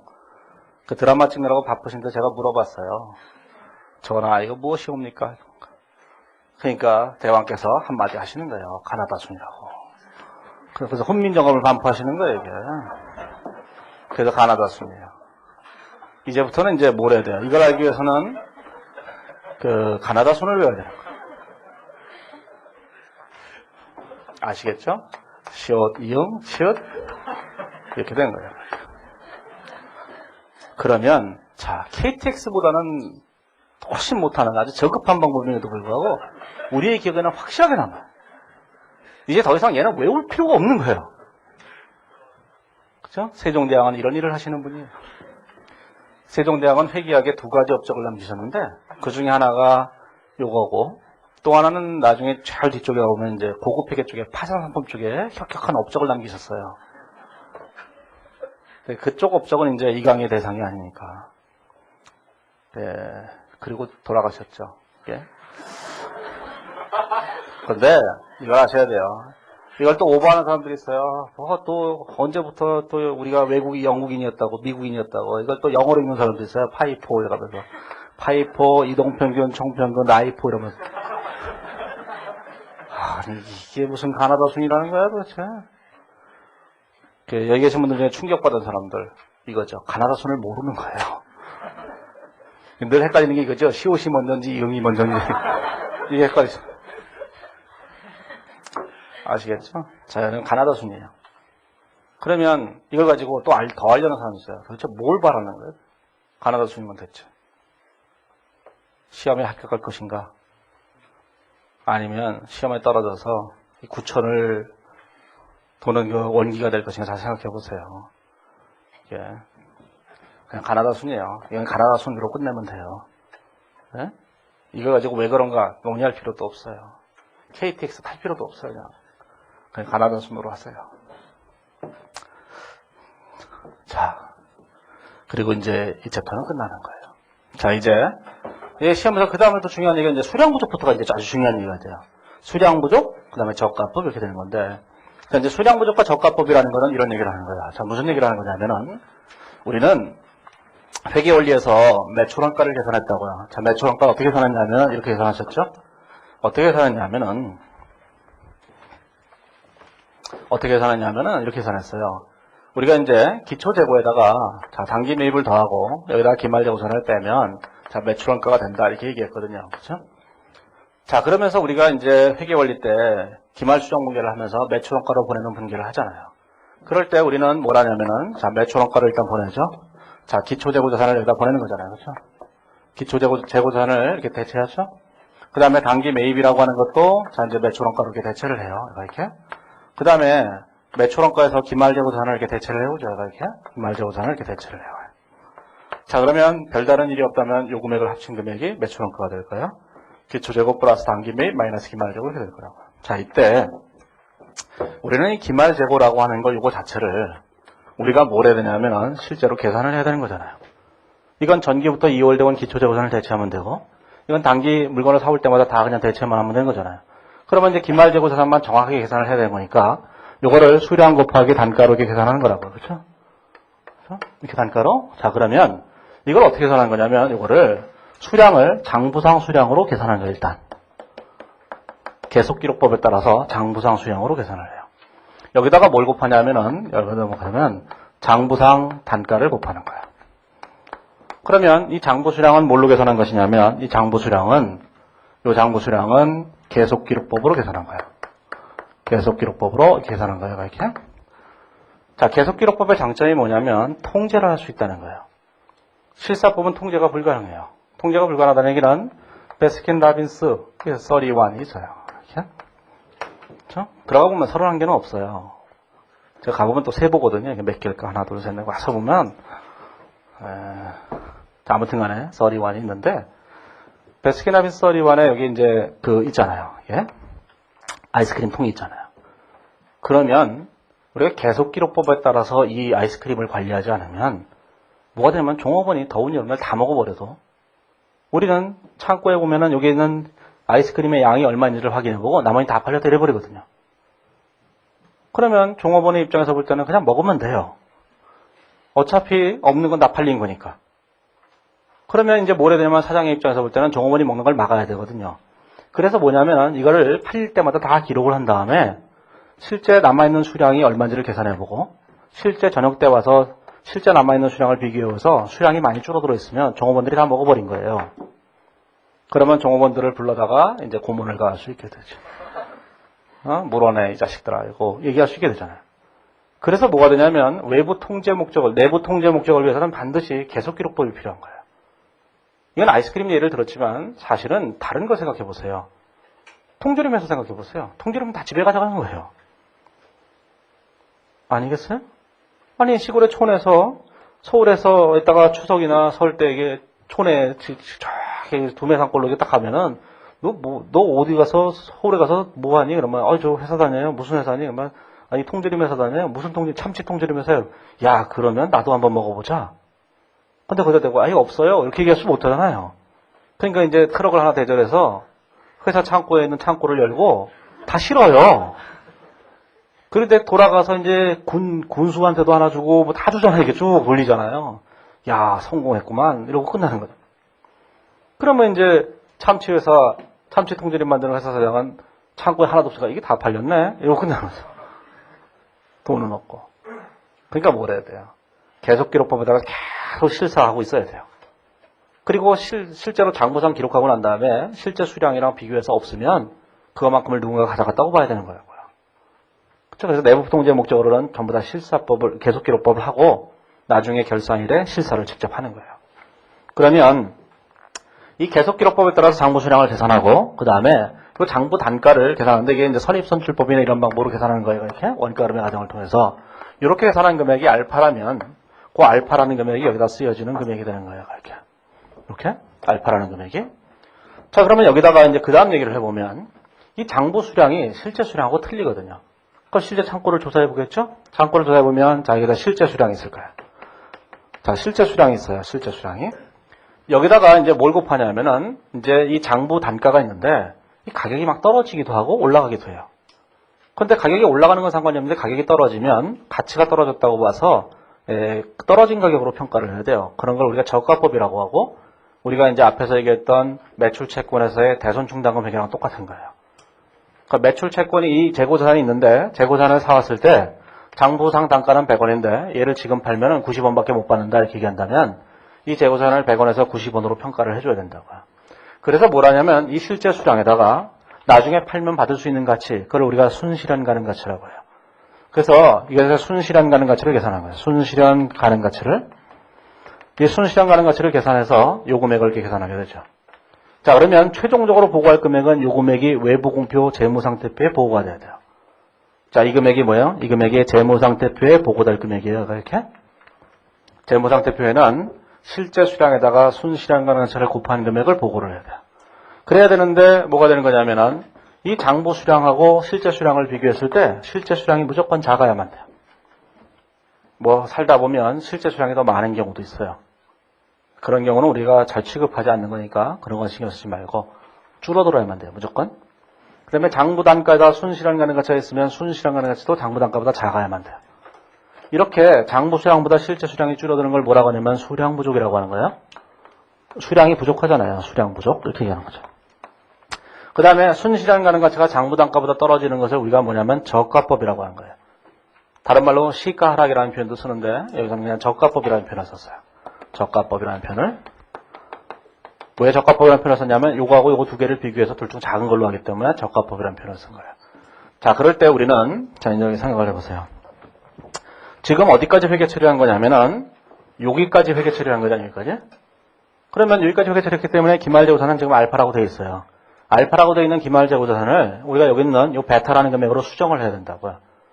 근데 알파라는 금액과 베타라는 금액을 그림을 그려보면 알파는 이만큼이에요. 이만큼이죠. 그렇죠? 자, 베타는 얼마냐면 베타는 이만큼이에요. 자, 베타는 이만큼이 베타인 거예요. 이렇게. 자, 그러면 알파라는 금액은 자 이렇게 되겠죠. 자, 이게 수량의 입장이라고 볼 때, 자 수량의 입장이라고 볼 때, 자 요만큼이 자 실제 수량이죠. 자, 요만큼이 뭐야? 장부상 수량인 거예요. 그렇죠? 그 다음에 자 요거는 뭐냐면 요거는 취득 단가예요. 자, 요거는 뭐냐면 순실현 가능 가치죠. 실현 가능 가치인 거예요. 우리는 큰 사각형을 작은 사각형으로 만들어야 돼요. 그러기 위해서는 뭐가 필요하냐면 요거 세 가지를 없애버려야 되는 거예요. 비용 처리를 해야 된다고요. 이 세 가지를. 이 세 가지를 비용 처리할 때 요 부분은 수량이 줄어든 부분이에요. 그렇죠? 네, 수량이 줄어든 부분이에요. 자, 요만큼은 뭐냐면 가격이 이렇게 떨어진 부분이에요. 가격이 떨어진 거죠, 가격이. 자, 요 부분은 뭐냐면 두 개가 결합되어 있는 거예요. 이해하시겠죠? 자, 그러면 문제는 얘는 수량 부족이 맞아요. 얘는 시가 하락이 맞죠. 얘는 뭐예요? 두 개가 결합된 거예요. 그러면 이렇게 쪼갤까요? 쪼개는 것도 쉽지 않은 거예요. 그래서 이 결합 손실을 어디에 포함시킬 것인가를 먼저 결정을 해야 돼요. 그래서 어디에 포함시키냐면 수량 부족에 포함시켜요. 얘를 수량 부족으로 포함시킨다고. 그래서 계산을 어떻게 하냐면은 요만큼을 수량 부족이라고 본다고요. 그래서 이걸 계산하실 때 결국은 이 금액을 이 금액으로 바꿔야 되는데 중간 단계로 하나를 계산할 때 뭘 계산하냐면 장부 수량을 실제 수량으로 실제 수량으로 이렇게 줄어들었잖아요. 이걸 먼저 계산하셔야 돼요. 여기다가 장부 단가를 곱해서 얼마를 이렇게 써야 되는 거예요. 이해하시겠죠? 자, 그 다음에 이 장부 단가를 이렇게 순실현 가능 가치로 줄어드는 걸 그 다음에 계산하죠. 중간 단계로 이게 필요한 거예요, 이게. 요걸 계산하셔야 돼요, 반드시. 요걸 하실 수 있어야 돼요. 그 그림이 그려져 있어요. 어딨냐면은, 어딘가 그림을 찾아보시라니까요? 막 그리지 말고. 자, 거기 보시면, 331페이지 보면 그림 7-4를 보시면, 장부 수량, 취득 단가, 실제 수량 취득 단가, 실제 수량 순실현 가능 가치 이렇게 돼 있죠? 그렇죠? 그 순실현 가능 가치가 재무상태표 가액이다. 이런 게 재무상태표에 표시될 금액이다. 그런 뜻이에요. 그러면 이렇게 돼 있다고 할 때, 자, 우리는, 자, 요 금액과 요 금액의 차이가 있어요. 이건 뭐 때문이죠? 수량이 부족했기 때문이에요. 이런 걸 우리는 감모 손실이라고 하는 거예요. 감모 손실, 이렇게 얘기하는 거예요, 이렇게. 그 다음에 요 금액과 요 금액이 줄어든 금액이 있어요. 자, 이 금액을 뭐라고 하냐면 우리는 평가 손실이라고 하는 거예요. 이 금액을 평가 손실이라고 해요. 평가 손실. 손실, 이렇게 얘기하는 거죠. 그래서 감모 손실, 평가 손실, 이렇게 얘기하는 거예요. 자, 그래서 이제 감모 손실, 평가 손실이라는 생각을 꼭 하셔야 되고, 자, 그 다음에 이제 뭘 해야 되냐면은, 이제 이걸 가지고, 이제 이렇게 생각을 해보세요. 그러면 이 감모 손실과 평가 손실은 어떻게 처리할 것인가라는 건데, 요 감모 손실과 평가 손실에 관해서 국제기준은 뭐라고 얘기하냐면은, 단기 비용 처리한다, 이렇게 얘기해요. 그 단기 비용이 뭐냐? 그런 얘기는 없어요. 예? 그냥 단기 비용 처리하는 거예요, 단기 비용. 얘네들 어떻게 처리하느냐? 단기 비용 처리하는 거예요. 단기 비용 처리한다. 이런 얘기죠. 그럼 단기 비용 처리한다는 얘기가 무슨 뜻이냐? 단기 비용 처리하면 돼요. 그럼 그게 몇천 원가냐? 그런 얘기는 아니에요. 몇천 원가가 아니라는 얘기냐? 그런 얘기도 아니에요. 어떻게 하라는 얘기냐? 알아서 하라는 얘기예요. 자, 그러면 시험 문제에서 몇천 원가가 얼마냐? 이렇게 물어볼 수 있냐라는 거죠. 없어요. 그러니까 이게 이제 다른 책들을 보면은 이제 이거에 대해서 이거를 그렇게 써놨는데, 이거를 몇천 원가로 보내고 정상적인 건, 비정상적인 건 몇천 원가로, 영업비용으로 보내고, 그런 거 없어요, 국제기준은. 국제기준은 단기 비용 처리한다, 이게. 그래서 국제기준 제일 끝에 보면 우리나라 기준과의 차이를 써놓은 부분도 있어요. 거기에 보면은, 국제기준은 여기에 대해서 아무 얘기도 안 한다. 그냥 단기 비용 처리하고만 한다. 그게 몇천 원가로 처리한다는 얘기는 아니지만, 모르겠다. 그냥 알아서 하라. 그래서 이걸 애매하니까 낼 수가 없는 거예요. 몇천 원가가 얼마냐? 이렇게 물어보면 구체적으로 이렇게 계산한 것만 몇천 원가라고 얘기해야지. 그것도 뭐 명확한 건 아니에요. 얘를 몇천 원가로 포함시켜야 말하느냐? 그거는 우리가 판단할 문제가 아니라는 거죠. 각 회사가 알아서 하는 거죠. 그래서 이제 금융감독원에서는 그런 얘기도 했어요. 금융감독원에서 하도 이제 국제기준이 모호한 부분이 많으니까 이걸 어떻게 시험 문제 할까 고민스럽잖아요. 그걸 용역을 줬어요. 문제를 한번 만들어 보라고. 누구한테 줬냐면은 그 금융감독원에 옛날에 그 금융감독원에 있었던 사람이 있어요. 그 부국장으로 있었던 사람인데 그 사람이 지금 회계법인으로 가 있거든요. 그 사람한테 맡겼어요, 용역을. 인터넷 들어가보면 다 나와요. 그러니까 금융감독원에 보면 거기 올려져 있어요. 올려져 있는데 거기 나오는데 그 자리에 보면은 이런 문제들이 옛날에 시험에 자주 나왔거든요. 근데 거기에 대해서 나오면서 여기다 설명을 이렇게 해놔요. 앞으로는 이런 문제 못 냄. 그러니까 국제기준은 굉장히 모호하기 때문에 굉장히 혼란스러울 수도 있어요. 어떻게 보면 마음을 편하게 해주고 어떻게 보면은 마음을 답답하게 해요. 근데 그런 생각을 버리셔야 돼요. 국제기준을 읽으면서 자꾸 옛날 회계기준 생각을 하면서 명쾌하게 이렇게 써있어야 된다. 그 옛날 기준은 우리나라 기준은 미국 기준을 거의 본딴 거기 때문에 요리책이에요. 요리책이라는 얘기는 무슨 얘기냐면 요리책에 보면 여기다가 레시피가 다 써있잖아요.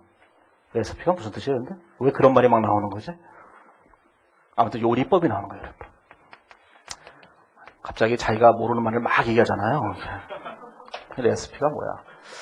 근데 요리법 보면 거기 나오잖아요. 탕수육을 만들 때 탕수육, 고기 600g, 예? 돼지고기 600g, 뭐 설탕 1과 2분의 1스푼, 예? 물은 얼마나 넣을까?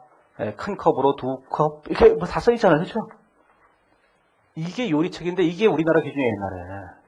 국제기준이 이렇게 안 써있는 거예요. 국제기준은 이렇게 써있는 거예요. 탕수육을 만들자.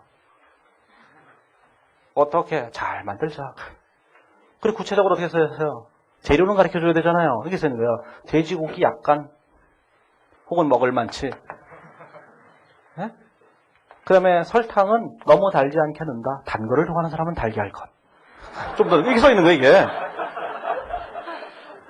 근데 이런 것들이, 이런 그 요리법에 너무 치중되어 있는 우리나라 기본적인 기준을 생각하는 사람한테는 너무 답답한 거예요, 이게. 그러니까 사람들이 국제기준, 뭐, 죽은 폐기체들이 나오기 시작하죠. 하나씩 둘씩 나오면서. 자꾸 여기에 목말라갖고, 자꾸 옛날 기준에 있는 얘기를 자꾸 써놓는 거예요. 근데, 금융감독원이라서 나오는 거에 시험법에는 딱 정해져 있고, 국제회 기준만 낸다. 이게 정해져 있는 거예요. 그것도 회의를 했어요. 아, 그 자식들은 회의 되게 많이 했어요. 예, 교수들끼리 모여갖고, 옛날에 출전으로 들어왔던 교수들끼리 다 모여갖고 얘기했다가, 자, 첫 번째 안, 국제회 기준만 낸다. 둘째, 국제 기준과 우리나라 기준을 동시에 낸다. 이럴 경우에 문제를 낼 때마다 문제 앞에다 써줘야 됨. 이건 국제 기준으로 풀 것, 이건 우리 기준으로 풀 것, 이렇게 써줘야 됨. 세 번째, 아이고 국제 기준 말고 우리 기준만 낸다. 2010년에 원래 2011년부터 도입이니까 의무 도입이라는 게 이게 정하면서 어떻게 정했냐면 이걸로 정한 거예요. 이거 안 한다 이렇게 정한 거예요. 이렇게. 그러니까 현행 우리나라 기준, 국제 기준에는 없는데 우리나라 기준에만 있다. 이런 건 다 필요 없는 거예요. 시험 범위가 아닌 거예요. 시험 범위가 아닌데 거기다 대고 얘는 정상적인 건 매출원가, 비정상적인 건 영업이용, 옛날처럼 그렇게 얘기하면 안 된다는 거죠. 국제 기준에 그런 얘기 없다는 거예요. 제 말뜻을 아시겠죠? 만약에 매출원가가 얼마냐, 몰라요. 출자가 뭐라면, 그건 국제 기준이 아니고 우리나라 기준이라고. 이해하시겠죠? 무슨 뜻인지? 국제 기준은 그런 얘기 없는 거예요. 그냥 단기 비용 처리하라고 끝이에요. 이 비용 처리하는 거를 매출원가에 하고 싶으면 하고 하기 싫으면 말고 네 마음대로 하라 그러지. 국제 기준은 자율성을 강조하는 거예요. 자율성을 강조한다고 해서 네 마음대로 하라 그런 뜻이 아니에요. 자율성을 강조한다고 해서 우리나라 기준 현행 있는 기준대로 막 써놓으면 그건 개판으로 한 거죠. 자기 마음대로 한 거라고요. 그러니까 명확하게 이거로 하라 이런 얘기가 없는 거예요. 그러면 아무 얘기도 없는 거니까 기업이 선택해서 알아서 얘를 매출원가로 보내도 되고 매출원가로 안 보내도 되고 알아서 하는 거야. 그럼 시험 문제를 볼 때 뭐가 답이야? 답은 없는 거죠. 답이 없는 거예요. 그래도 되고 안 그래도 되는 거니까. 그 말을 이해하시겠죠? 무슨 뜻인지? 그러니까 애매모호하더라도 이러한 국제기준의 기본적인 사상을 받아들여야 돼요. 아, 저 자식들은 그냥 내게 자유를 주는구나. 집에서 저한테 맨날 그래요. 우리 애가 어느 날 갑자기 교회 갔다 와서 그런 거예요. 아빠는 지옥 간대. 왜? 교회에서 그랬어. 어떤 미친놈이라서 그랬어. 그래. 그러면서 하는 얘기가 어느 날 밥 먹는데 우리 애가 기도를 안 해요. 저는 뭐 종교인은 아니지만 남은 날 종교인으로 들려서 했죠. 전 사탄이거든, 사탄. 그래서 어느 날 갑자기 우리 딸애가 기도를 안 하고 그냥 먹는 거예요. 저는 밥 먹는데 기도하는 거 되게 싫어하거든요.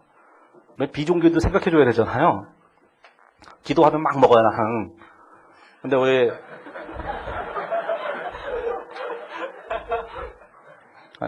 가끔 학생들한테 이게 밥 먹으라고 밥 먹자 그러면은 막 기도를 해요. 신경질 확 나는 거예요.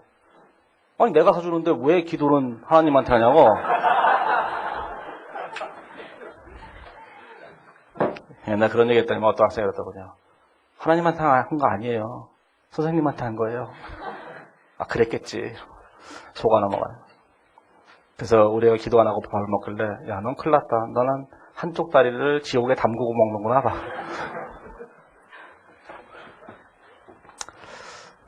국제의존의 기본적인 사상을 좀 생각하시기 위해서는 자유를 강조하는 거예요. 자율이라는 게 뭐냐면은 그냥 알아서 하라는 거예요. 그런데 그거를 다 알아서 하라고 나오는 것이 아니라 어느 정도 전체적인 윤곽을 보여주고 윤곽을 제외한 세부적인 내용들은 그냥 알아서 하라고 얘기하는 거예요. 그러면 사실상 얘네들을 단기 비용으로 처리하면 됐지. 걔가 매출원가로 가면 어떡하 안 가면 못해요. 그렇죠? 여기는 그렇잖아요. 손익계산서 표시할 때도 매출원가 표시하지 않는 방법도 있잖아요. 우리가 이제 문제를 푸니까 매출원가 이러지만 매출원가 안 하고 왜 뭐 그지 같은 것도 있잖아요. 여기 뭐 원재료 사용액, 예? 그 근로자한테 지급한 금액 이렇게 써 있는 것도 있잖아요. 그런 마당에 이걸 매출원가로 보낸다는 게 무슨 의미가 있겠어요? 단기 비용 처리한다고 끝나는 거예요. 이해하시겠죠? 자, 그 다음에 이거 이제 회계 처리해야 될 거 아니겠어요? 금액이 예를 들어서 이게 100원이라면 이게 80원이다. 이게 예를 들어서 60원이다. 그러면 이게 될 거 아니겠어요? 이게 20원이고 이게 20원인 거죠, 이렇게?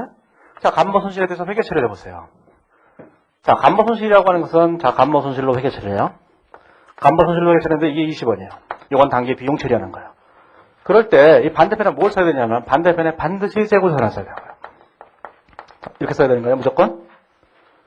그러면 평가손실은 어떻게 하느냐? 자, 평가손실은 이렇게 되는 거죠. 자, 평가손실을 쓰는데 20원을 쓰는데 반대편에다가 여기다 재고자산이라고 써도 되고, 자, 재고자산 평가 충당금을 써도 돼요. 이게? 자, 그러면 그러면 이제 이런 생각을 해보세요. 왜 도대체 저기 있는 그 재고자산 쪽에서 감모손실은 재고자산을 직접 쓰면서 왜 얘는 두 가지를 다 써도 되는가 이렇게 얘기하는 거라는 거죠. 국제기준은 여기에 대해서도 뭐 자세한 얘기는 안 하지만 충당금을 사용하는 것으로 생각이 돼요. 이제 그렇게 사용해 왔으니까 충당금을 쓰시면 돼요. 그러면 사실은 얘는 충당금을 써도 되고 재고자산을 써도 그냥 상관은 없어요. 근데 충당금을 써요, 일반적으로. 그러니까 충당금을 쓰시면 돼요. 자, 그런데 이제 이 재고자산 쪽 얘기를 해보면 왜 여기는 재고자산만 되냐는 거죠, 이론적으로. 그거는 감모손실과 평가손실이 근본적으로 다르기 때문이에요. 자, 우리가 이런 생각을 해보시면 돼요. 어느 더운 여름날 집에 가던데 냉동실에 더위사냥을 하나 숨겨놨어요.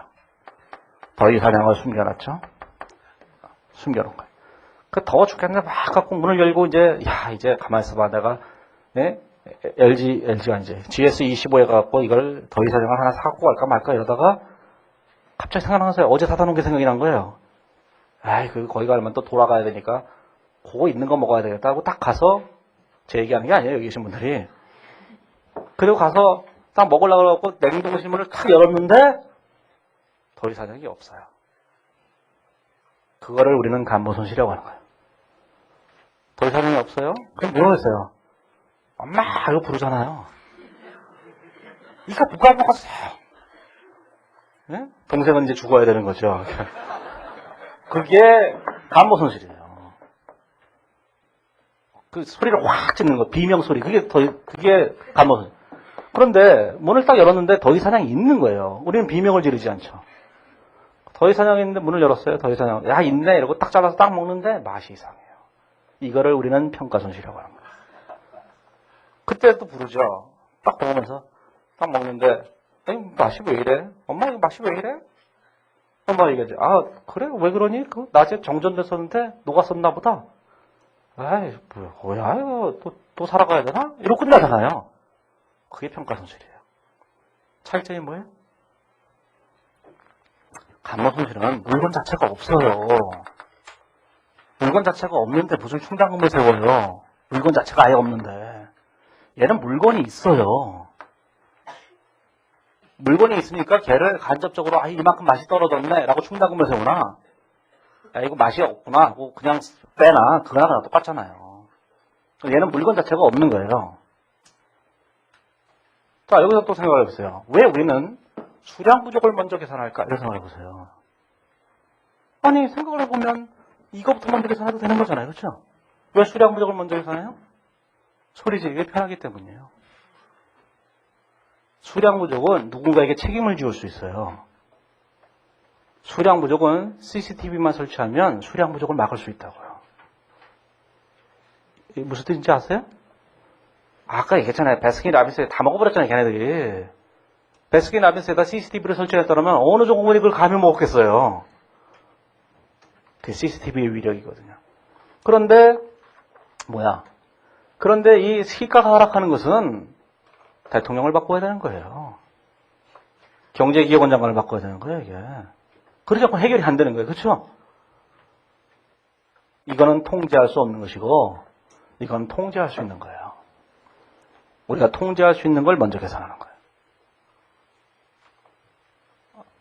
우리가 집에서 동생만 잘 통제했더라면 더 이상은 있었을 거예요. 하지만 우리가 한국전력을 통제할 수는 없어요.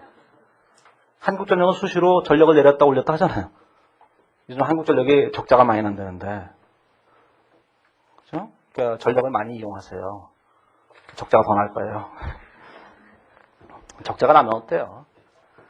한국전력 이런 건 적자가 많이 나야 돼요. 국민기업이잖아요. 우리가 싼 걸로 쓰고 있는 거잖아요. 수도 다 적자 나야 돼요. 근데 사람들은 상하수도공사 이런 거죠. 수도관리사무소 이런 데 보면 적자 난다잖아요. 이거를 무슨 기업 이미지로서 이거 이 수도 사업 이거 이익 내야 된다고 무슨 민영한다고 별짓 다 하잖아요. 다 미친놈들이서 그런 거예요. 수도 사업은 적자가 나야 되는 거예요, 원래. 수도 사업은 엄청난 적자가 나고 그 적자를 세금으로 다 메꿔야 되는 거예요, 전부 다. 그래서 산동네에서 돈 없는 사람들도 수도 물을 먹을 거 아니에요. 돈 없는 사람 물 먹지 말라고요? 그러니까 생명과 관련된 것들은 다 적자가 나야 되는 거예요, 사업이. 그러니까 수도 사업 같은 거는 적자가 나면 날수록 훌륭한 기업인 거예요. 너무 잘하는 거예요, 그게. 근데 저 자식들은 그게 공기업 개혁한다는 사람들은 적자 나는 기업 다 퇴출시키려고 그러죠. 민영화하려고 그러고. 아시겠죠? 사상을? 흥분할 문제는 아니고. 그러니까 수도업 이런 건 다 적잖아요. 수도, 전력 이런 건 다 적잖아야 돼요. 무조건 SK텔레콤이 적자나는 그날을 위해. 우리 필수품이잖아요. 이거 이해하시겠죠? 자, 무조건 수량 부족을 해야 돼요. 수량 부족을. 왜 그러냐? 더위 사냥이 없다. 이거 생각하셔야 돼요. 걔부터 계산해야 돼요. 맛이 없는 건 나중에 맛을 봐야 하는 거니까 그건 나중에 생각해야죠. 그래서 이걸 이제 회계 처리하시기만 하면 되는 거예요. 그렇죠? 이제 앞으로는 매출 원가가 얼마나 이렇게 내기는 힘들 거다. 그런 얘기죠. 이거는 그냥 단기 손실로 처리하는데 그걸 뭘로 할 것인지는 그냥 회사가 알아서 정하는 것이다. 그게 되는 거예요. 자, 그래서 이제 331페이지에 보시면 거기 이제 예제 4번을 이게 다 얘기하려면 너무 긴데 다 얘기하면 또 못 갈지 모르는데. 자, 그래서 이제 328페이지에 먼저 수량 부족만 먼저 보시면 수량 부족은 감모 손실로 처리하는 것이다. 그래서 거기 328페이지 산식이 있죠. 산식인데 산식 보실 필요 없어요. 왜 그러냐면은 이 그림만 기억하면 모든 문제가 다 풀리기 때문에 이 그림을 기억하셔야지 오늘 산식을 기억할 필요가 없는 거예요. 그러니까 그 산식을 가지고 거기 산식이 어떻게 됐어요? 328페이지 감모 손실이란 장부 수량 마이너스 수량 곱하기 이렇게 되죠. 이런 거 하나도 보지 마시고 이 그림을 기억하시면 돼요. 이 그림을. 장부 수량 곱하기 장부 단가, 실제 수량 곱하기 순실현 가능 가치. 그 두 개의 차이를 계산하는데 장부 수량이 실제 수량과 떨어진 걸 제일 먼저 계산하고 그 다음에 시가 하락분을 계산한다. 이거 하시면 되는 거예요. 자, 이 329페이지에 보시면 자, 5번에 저가법이 있는데 저가법은 원가를 회수하기 어려운 거에는 저가로 평가를 해야 돼요. 순실현 가능 가치로 감액해야 되는데 이걸 저가법이라고 한다. 그랬죠? 그래서 원가를 회수하기 어려운 경우에 얘가 거기 동그라미 1, 2, 3, 4 네 가지가 있죠? 옛날에 회계사 2차 시험 문제 출제했었어요. 그거를 한번 읽어보시면 돼요. 나중에 주관식이니까 한번 그냥 읽어보시고. 그 다음에 저가법은 이론적으로 다음 같은 문제점을 갖고 있다는데 그것도 회계사 2차 시험 문제 출제했었어요. 저가법의 단점이 뭔가 출제했었는데 그것도 그냥 나중에 주관식용이니까 한번 읽어보시면 되고. 그 다음에 가로 2번에 보면 순실현 가능 가치의 측정이 있는데 자, 순실현 가능 가치를 가지고 계산을 해야 돼요. 전부 다. 자, 그러면 이제 우리가 이거를 순실현 가능 가치를 가지고 계산해야 된다. 그런 뜻이에요. 근데 이 순실현 가능 가치는 어떻게 계산한 거냐면 거기 제일 밑에 동그라미 1번에 보면 나와있죠. 정상적인 영업과정에서 예상 판매 가격에서 예상되는 추가 완성 원가와 판매 비용을 차감한 금액이 되는데 그거는 이 순실현 가능 가치라고 하는 것은 순실현 가능 가치라고 하는 게 있는데 요거는 이제 영어로는 NRV라고 해요. 약자로. 네? NRV라고 하는데 이거는 뭐냐면은 처분 금액에서 뭘 뺀 거냐면 처분 부대 비용을 뺀 거예요. 처분 부대 비용을 이렇게 뺀 거예요. 이렇게 이런 거를 우리가 순실현 가능 가치라고 하는데 재고자산은 이 순실현 가능가치가 하락하면 그 금액으로 감액 처리해야 된다. 그런 뜻이에요. 그게 저가법이에요. 자, 그런데 거기 보시면 제일 밑에 파란색 글씨가 하나 있어요. 329페이지에 보면은 원재료의 현행 대체 원가는 순실현 가능가치에 대한 최선의 측정치가 될 수 있다. 이래갖고 원재료의 경우에는 현행 대체 원가를 사용하도록 하고 있다고.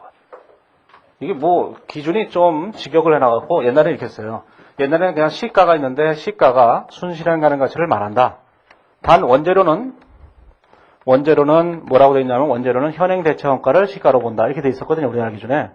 현행 대체 원가를 시가로 본다 이렇게 돼 있는데 국제 기준은 그렇게 안 돼 있고 국제 기준은 시가라는 표현이 아예 없어요. 없고 그냥 뭐라고 써 있냐면은 재고자산은 순실현 가능가치로 감액하는 것이다. 다만 이 순실현 가능가치라고 하는 것이 원재료의 경우에는 현행 대체 원가가 얘의 근사치다 이렇게 보는 거예요. 결론은 달라지지 않은데 문구가 다른 거예요. 왜 문구를 다르게 했겠어요? 기준 보고 그냥 그대로 내니까 옛날 문구대로 쓰면 안 될 것 같아서 국제기준의 문구를 그냥 그대로 쓰다 보니까 되는 거예요. 그래서 원재료는 무조건 현행 대체 원가를 하시면 돼요. 문제를 보시면. 예? 그래서 그렇게 하시면 되고 말로 하는 것에는 그 다음에 그 밑에 파란색 글씨로 되는 것도 이런 거 있죠. 329페이지 보면 완성될 제품이 원가에서로 판매될 것으로 예상되면 원재료나 이런 것들은 감액하지 않는다. 이렇게 있어요. 그것도 그냥 말로만 그냥 읽어보시기만 하면 돼요. 자, 그 다음에 이제 가로 3번에 보면 저가법의 적용이 있는데 거기 파란색 글씨만 아시면 돼요. 저가법은 종목별로 적용한다. 파란색 글씨 그냥 읽어보시면 그게 맞닥뜨리다가 답으로 나와요. 시험 문제에. 그런데 서로 유사하거나 관련 있는 항목들을 통합하여 조별로 적용할 수 있으나 총계 기준은 적용할 수 없다. 그것도 시험에 나오는 거예요. 그냥 맞닥뜨리다만 구분하시면 돼요. 시험에 다 그렇게 나오니까. 자, 그 다음에 이제 331페이지에 보면 예제 4번을 한번 보시면 거기 이렇게 됐죠. 장부 수량이 이렇게 됐어요. 여기다가 쓰는 거예요. 뭐 별로 어렵진 않아요. 그냥 이 그림만 기억하시면 되니까 거기 보시면은 331페이지에 보시면 가로 1번에 보면 장부 수량이 몇 개죠? 1000개죠. 1000개. 그렇죠? 이렇게. 그 다음에 수량이 얼마예요? 단가가 200원이죠. 200원. 그래가 20만 원이다 이렇게 된 거예요. 그렇죠? 자, 그 다음에 실제는 900개 곱하기 180원이죠. 900개 곱하기 180원 이렇게 된 거예요. 이렇게. 더 16만 2천 원인가 이렇게 되죠. 이렇게. 그렇죠? 계산해 보시면. 자, 그런데 이제 거기 보시면 가로 2번 자를 보면 기초재고자산은 30만 원 이렇게 되는 거예요. 자, 기초재고자산은 얼마죠? 이게 30만 원이죠. 이렇게. 그렇죠? 분계를 해보시면. 그 다음에 단기 매입이 얼마예요? 140만 원이요. 140만 원이 단기 매입이죠. 자, 기말재고자산이 얼마냐? 저기 있는 거 20만 원인 거예요. 그렇죠? 장부 수량 곱하기 장부 단가가 기말재고자산이라고요. 자, 이제 여기까지 계산하고 난 다음에 이제 수량 부족분을 계산하죠. 자, 수량 부족분을 어떻게 계산하냐면 여기다가 자, 900개 이렇게 계산하는 거예요. 자, 곱하기 200원 이렇게 계산하죠. 그러면 18만 원 이렇게 된 거예요. 자, 그러면 여기서 뭐가 되어 있냐면 이렇게 된 거죠. 두 개를 쪼개보면 자, 요게 이제 2만 원인데 2만 원이 이게 감모 손실인 거예요. 그죠? 자, 이걸 쪼개보면 자, 18,000원이 얼마냐면 평가 손실인 거죠. 그죠? 근데 거기 보시면 뭐라고 됐냐면 가로 2번에 오면 감모 수량 중 60개는 정상적이다 이렇게 얘기했으니까 이 중에서 60개는 정상적이고 40개는 비정상적이라는 거예요. 옛날 기준에서는 이게 정상이냐 비정상이냐가 필요하지만 국제 기준은 그런 게 필요 없어요. 정상과 비정상을 나누지도 않아요. 그냥 단기 비용 처리하는 거예요. 그래서 그 뒤에 가보시면 뭐라고 되어 있냐면 332페이지에 보면 거기 해답 2번의 회계 처리를 보시면 그냥 감모 손실을 그냥 단순하게 이렇게 회계 처리했죠. 매출원가로는 회계 처리하지 않았어요. 매출원가로 회계 처리하지 한 게 아니고 이걸 이렇게 그냥 이렇게 처리했죠. 전체를 그냥 다 이렇게. 자, 재고자산 감모 손실 2만 원 이렇게 썼죠. 그 다음에 재고자산 이렇게 2만 원 이렇게 쓴 거예요. 그 다음에 자, 평가 손실이 있는데 평가 손실 이렇게 쓴 거예요. 평가 손실 18,000원. 여기다가 평가 충당금 18,000원 이렇게 쓴 거예요. 그냥 단순하게. 요거를 매출원가로 보내라는 말이 없다. 그냥 단기 비용 처리하는 거예요. 예? 매출원가로 보낼지 말지는 그냥 회사가 알아서 하는 것이다. 이렇게 생각하시면 돼요. 그냥 단순하게. 자, 그 다음에 이제 나중에 이 순실현 가능가치가 다시 회복되는 경우가 있어요.